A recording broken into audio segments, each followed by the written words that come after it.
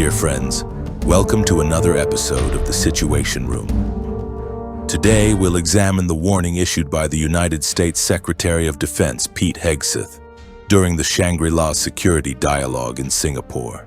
And if you are not yet subscribed to the channel, make sure to subscribe and turn on the notification bell so you don't miss any updates.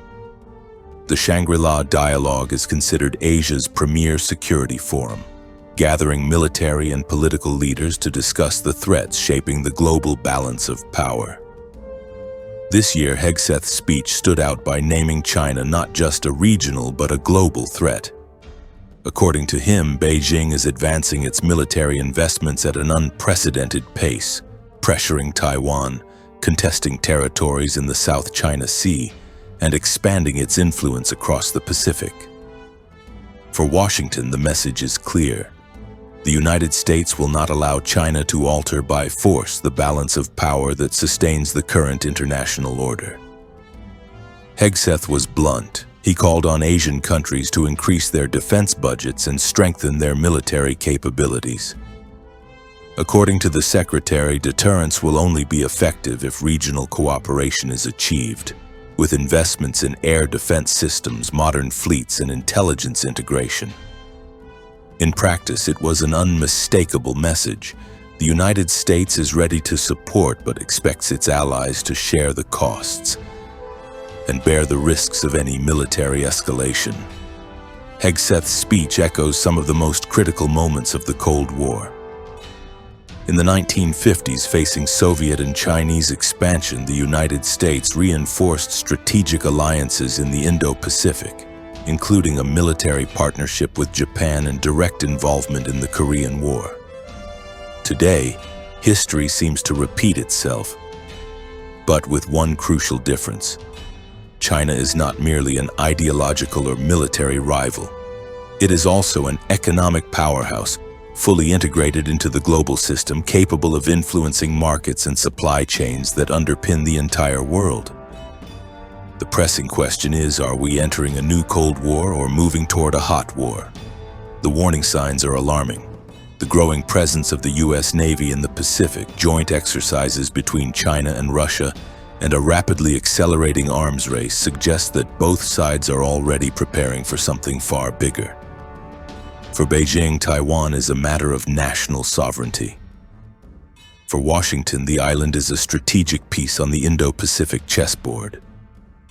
This combination makes the risk of direct confrontation not just possible, but increasingly likely. Hegseth's warning was more than a political speech. It was a signal that the arms race in Asia is set to intensify. In summary, the Shangri-La Dialogue revealed an uncomfortable reality. The world is moving toward an ever clearer division into two blocks, with Asia at the center of this confrontation. Hegseth's warning was not just for Asian countries, it was for the entire world. Regional peace is at risk, and a single miscalculation could have global consequences. If you haven't subscribed yet, do so now, and turn on the notification bell to stay informed. In upcoming videos, we'll continue closely monitoring the developments in this new US-China rivalry, analyzing how it could shape the future of global geopolitics. It has to be clear to all that Beijing is credibly preparing to potentially use military force to alter the balance of power in the Indo-Pacific. We know, it's public, that Xi has ordered his military to be capable of invading Taiwan by 2027.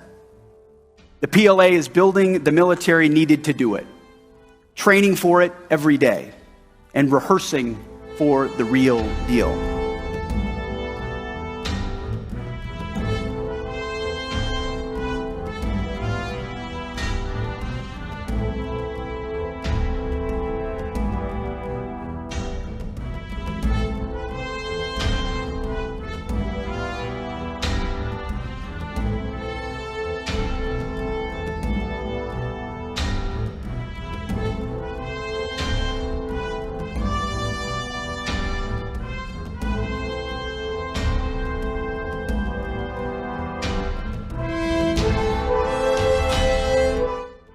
So my platoon in Guantanamo Bay, our motto was, Those who long for peace must declare for war. We must prepare for war. We don't want war, we don't seek it. You are the peace president, sir. Because we are strong, our enemies know what we will do. And so whether it's Secretary of War or Secretary of Defense, that warrior ethos is changing. We're going back to basics. Our drill